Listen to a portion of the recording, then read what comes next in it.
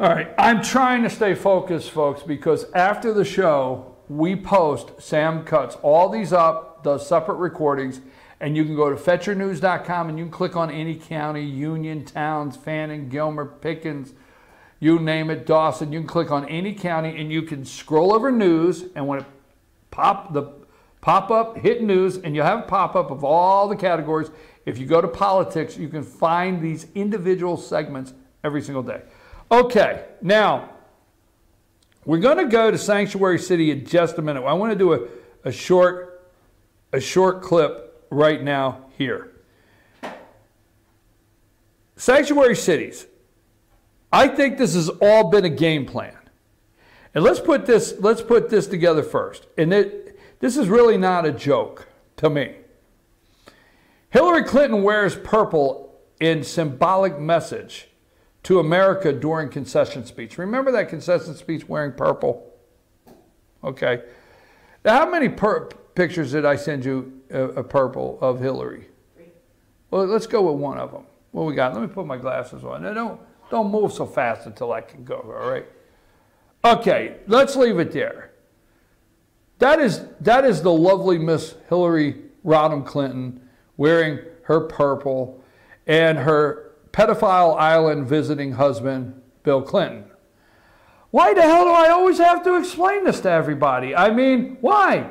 And why am I the bad guy? I didn't do this. I mean,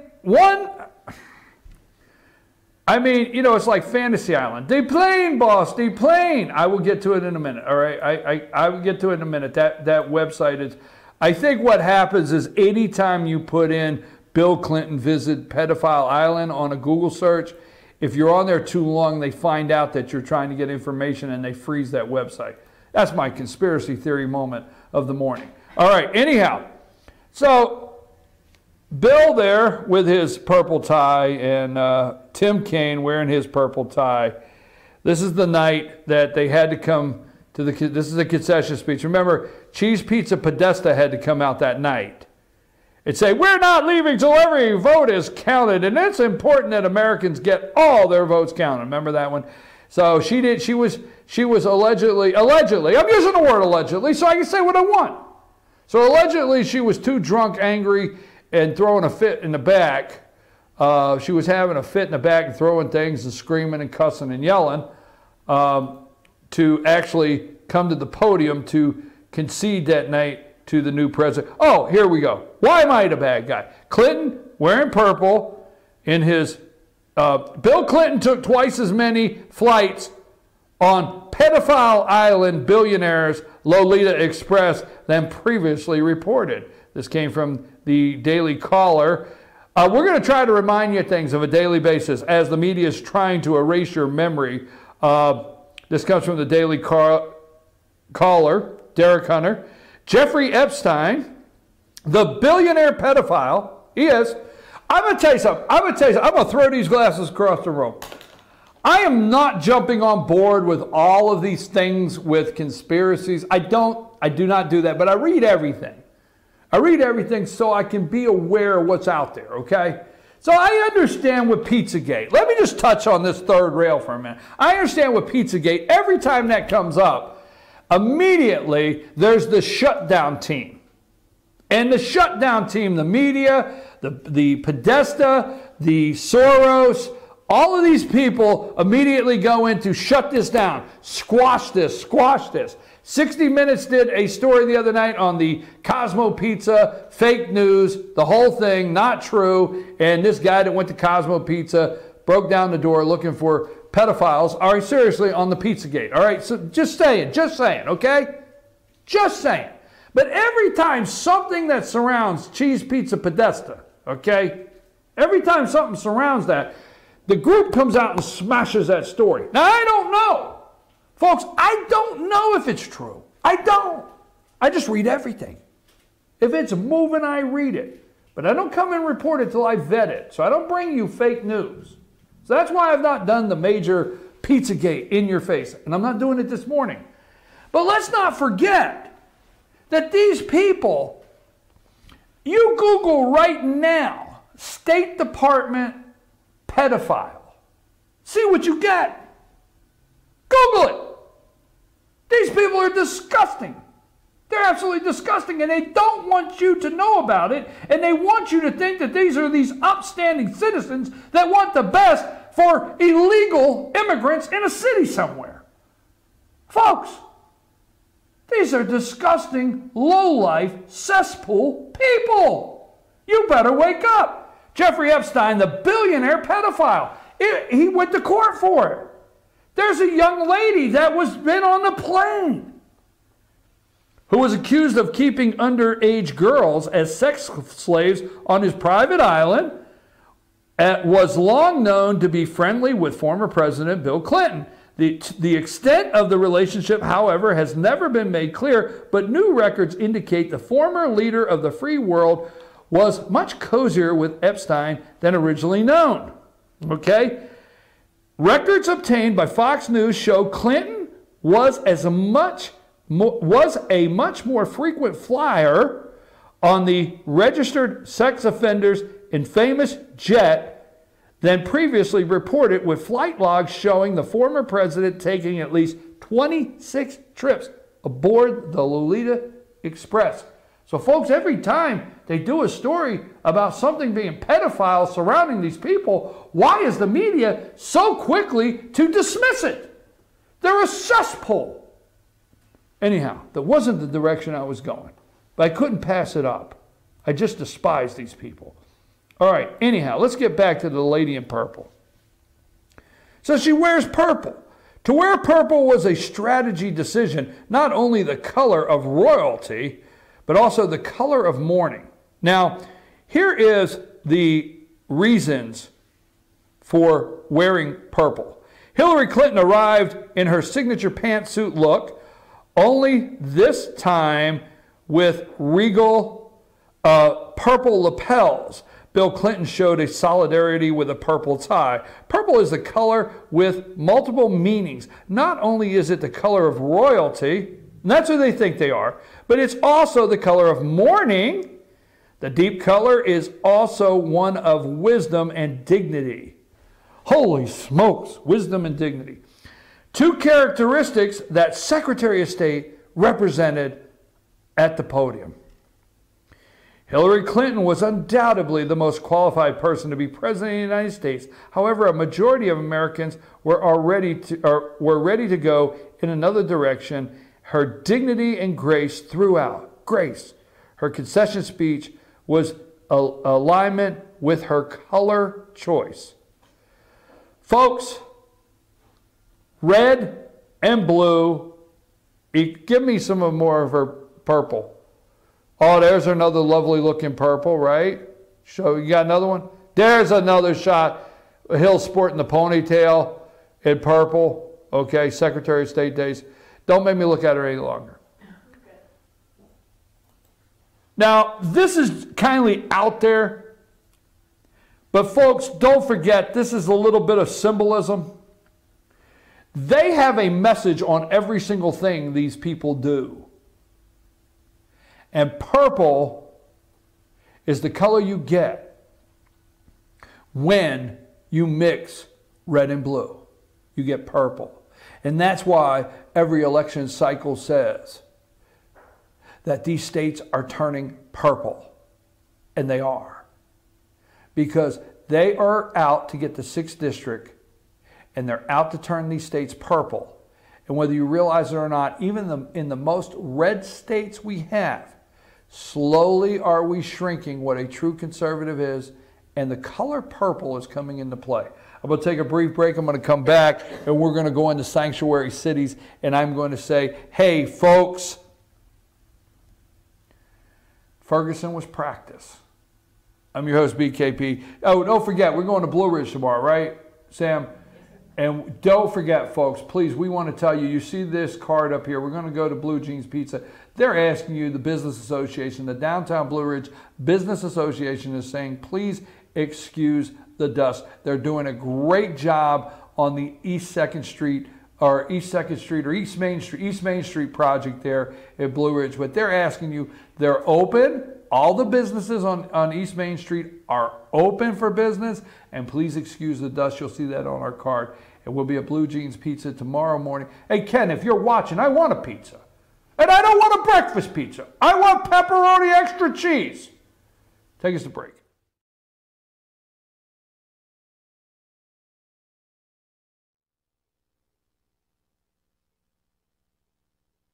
I just looked at the clock. It can't be 9:23. It can't be. I mean, I got so much left to do today. Oh my God. It can't be. All right, folks. I'm your host, BKP. Good morning from the office. North Georgia's only live online morning show. You can follow us on Twitter at FetchYourNews, at FYNTV. You can send me an email, chief@fetchyournews.com. And you can text me, call me, 706-889-9700. 706-889-9700. Not 8675-309. 889-9700. Okay, folks, let's go here. Now, this morning, and I'm going to tie this together for a reason, okay? We are about to go into election cycle. In fact, politicians are always in election cycle. So we're in the 6th Congressional District, all right? And this morning, MSNBC said they were talking about the 6th Congressional District. They were on Morning Joe. It is lighting up as a national race. Democrats are pouring millions. My day, every day, is to remind you of don't forget. Now, how's the 6th District have to do with this? We're going to stay focused. We don't have enough time. We're going to push all this together. Let's start first with Soros, okay? Yes, I do believe there's an article, I don't have time to read it all. Is George Soros behind the plot to topple Trump? Okay, I believe that. Put Soros and Hillary up. This is George Soros and Hillary Clinton. They're all behind this. This is an evil, corrupt scheme that they're all behind. So Soros is heading up all of this dissension, okay, and trying to collapse Trump's administration, not only this country, and Hillary's in with it, and Obama's in with it. They're all in with it, and that's the bottom line. So we're going to move past that. All right, I don't have time to read that. So we have the sanctuary cities. So let's just look quickly at the, put up the mayor from Seattle. So we're hearing a lot on the sanctuary cities, right? So Seattle sues Trump administration. What's this mayor's name again, Sam? Ed Murray. Thank you, Sam. Seattle Mayor Ed Murray. Ed Murray. Boom. Seattle Mayor. He's suing. I see 5 S's in a row. I'm trying to get them all together. Seattle sues Trump administration over sanctuary cities, okay? And I made a joke earlier. We'll stay out of the joke department right now, but I called that his box of crayons. Folks, these people always put a people behind them to try to give off, look at all those different people we have in the world. It's no longer just a white world out there. We're a melting pot. Oh my God, what a stew that is. Seattle will argue that an executive order by President Donald Trump violates the Constitution by trying to make local governments enforce federal immigration laws. Now listen to the stupidity of that sentence. Trying to force local governments, trying to make local governments enforce federal immigration law, okay? Seattle is suing President Donald Trump over his executive order cracking down on so-called sanctuary cities for how they handle people living in the United States illegally. Folks, the whole body of that sentence is messed up. How they handle people living. You know, you would think they just went to Pottery Barn. All right, the way it sounds. You know, people just living here, enjoying their loft apartment. They have a loft apartment. They're living here. They just went to Bed Bath & Beyond in the Pottery Barn, and you want to come in and be mean to these poor illegals. Sorry. Anyhow, Mayor Ed Murray, the city attorney Pete Holmes, said Wednesday the goal of the lawsuit filed in U.S. District Court of Seattle is to have the executive order declared unconstitutional. Now, we can't stick on this, but we have all of these cities stepping up and saying that these sanctuary cities. Now, let me just give you this for the preview. The elected officials will try to portray, just like this Mayor Mobley or whatever her name was in Baltimore, what a disgrace that was. So we got Freddie Gray, the Baltimore riots. We've got the Ferguson riots. We're going to talk a little more about that. Those were a practice run. Those were practice runs. Now you're going to have all of these officials in these cities saying they don't condone violence. And they're having, and then they'll say they don't condone violence, and then Hillary will come in, well, we must march, we must resist, we must do this.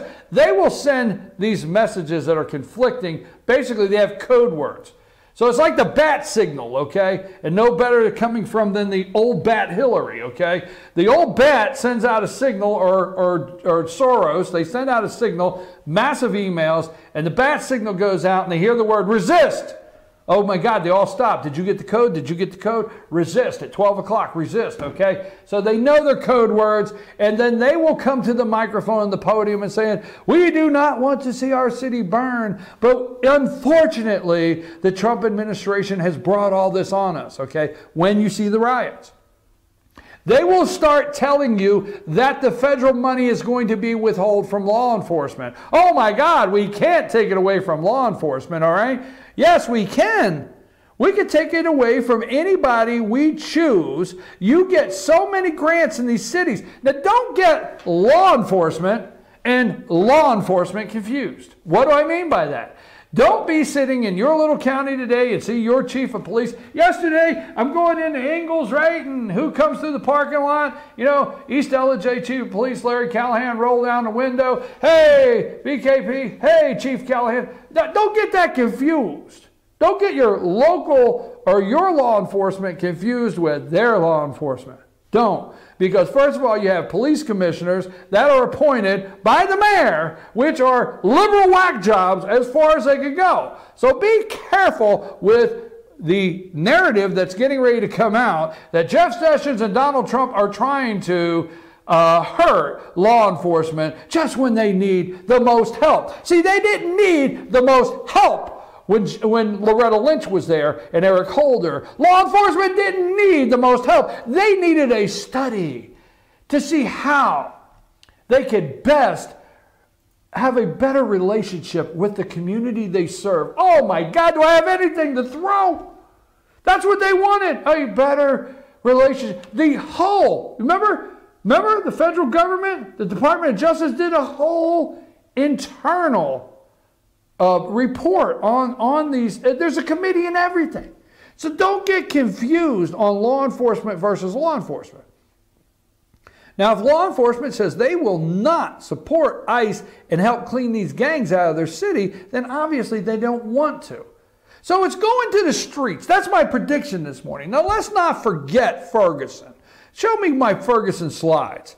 Remember this, folks? Let's go down memory road, whether you like it or not. There's one of the nice burning glow embers that we watched in the middle of the night as we were sitting there with our popcorn. Oh, there's another one. Nothing like tipping over the Popo's car there. And that's not Medea. Could you slow down? What the heck? All right, that's good. This is another one. You know, guys walking down the street and a liquor store guy. Why do you always burn up the liquor store and the CVS? Why? All right, anyhow. So go on. Is that all of them? Okay. That's Ferguson, folks. Remember? Ferguson. Okay, now, let's go to the 6th District. I'll tell you, they're lowlifes. Remember this? So about the time Ferguson was happening, and I'm not saying this is going to happen now, but I just want to go down memory road every single day, somehow, some way. Remember, Michelle Nunn, because I'm trying to tell you how these people will react, all right? They'll pretend like, oh, they're not, they support the cause. Anyhow, Ferguson brought us the don't shoot, hands up, don't shoot. Remember that great upstanding citizen, Michael Brown? Remember him? where the media really did not blow up as much news about the officer was cleared of all charges. The district, remember that? Now this picture here, let me tell you what this says. Don't take off on that yet, Sam, okay? This is the disgusting Georgia Democrats, okay, blatantly used Michael Brown shooting to get black vote. Well, we don't have a problem with getting, well, maybe we do. If you want to prevent another Ferguson, remember, this is the lowlifes they are. If you want to prevent another Ferguson in their future, okay, don't shoot. This is what they put out.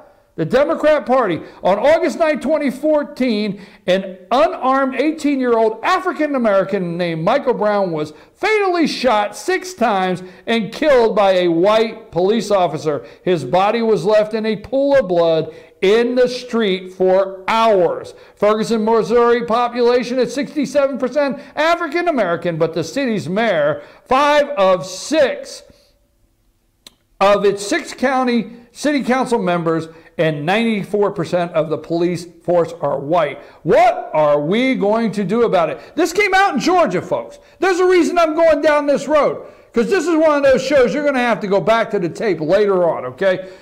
What are we going to do about it? What if we want a better, safer future for our children? It's up to us to vote for change. Okay? They're lowlifes. Remember, up to us to vote for change. The choices may not always be perfect, but the cost of inaction is simply too great. Early voting. Now, this was from the Georgia Democrats. They were trying to help Michelle Nunn against David Perdue. So, I'm going to let you see a Democrat, Michelle Nunn, what her answer was to this disgusting, blatantly trying to use these kids with don't shoot in a campaign. How low will they go? Play my interview there and I'll tell you when to stop it. Democrat over the top. Recently, the Georgia Democrat Party released a flyer, a mailer, that has been what is said offensive nationally. It's getting a lot of attention concerning Stop the Next Ferguson, 2 young black children with their hands up, don't shoot. Obviously, you probably have seen it. Would you like to take the opportunity to denounce that or comment on that? Yeah, you know, first of all, as I've been traveling around the state, I'm really focused on getting, everybody to come out. We're best served in our state and in our country when we have full participation and representation. So as it relates to Ferguson, I have said that first and foremost, I respond to it as a mother, as someone who sees the loss of a child, someone who is going off to college in just a few days. I think that we need to use Ferguson as a platform to have a conversation with our communities around what kind of society do we want, how do we ensure equal justice and equal treatment under the law, and then I think we need to encourage everybody to participate in our democracy, and that means having conversations about it, but I also think it means voting, and that's what people have the opportunity to do. That's what we're pushing in the next 12 days. So the Georgia Democrat Party, you don't denounce that mailer or have no comment on denouncing that? As I said, I mean, I've focused on reflecting upon what's happening in Ferguson and using that as a platform to have a conversation and moving forward in terms of talking about how do we ensure that everybody has their voice heard going forward for the state.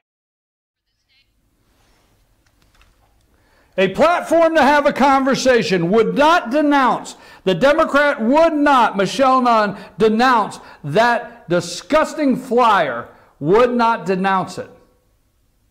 A platform for the conversation is what brought it. Folks, they are always using everything as a platform. That's the reason I wanted to go into that. They want everything to be used as a platform for the conversation. I am telling you today that my prediction is sanctuary cities, okay, when Trump tries to get the bad guys out, okay, a clean house, because it's coming. I've told you already. Did you write it down? Do not confuse law enforcement with law enforcement. Do you understand? I don't know that you understood. One of my favorite lines in Breaking Bad, don't know if you watched it, we won't get sidetracked, is when Jesse Pinkman says, okay, to Eisenberg, when you have a bad day like this, you need a criminal attorney. No, I mean a criminal attorney. You understand? So don't get law enforcement confused with law enforcement. Because these sanctuary cities, it's getting ready to happen. Donald Trump will keep his promise.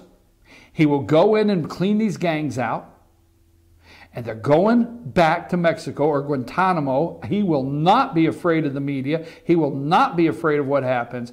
But I keep telling you every day, I won't tell you again. Well, that's a lie. I'll probably tell you again. Ferguson was practice for the Democrats. And Ferguson was practice for how Democrats, like that candidate there, responded. And they've took all of this information in their practice. And they're ready for the big one now in the major cities, in the streets of sanctuary cities. I'm telling you that right now. I'm going to take a brief break at sanctuary cities. I'm telling you, folks, and when we come back, I'm going to wrap it up. I've got one more thing to do. My God, it can't be bumping up against 10. I've got a lot of work left to do. Sine die. It's it. It's over. Say it's finished, folks. Day 40 of the Georgia legislative session ends tonight at midnight. I'm your host, BKP. Good morning from the office. Sam, take us a break.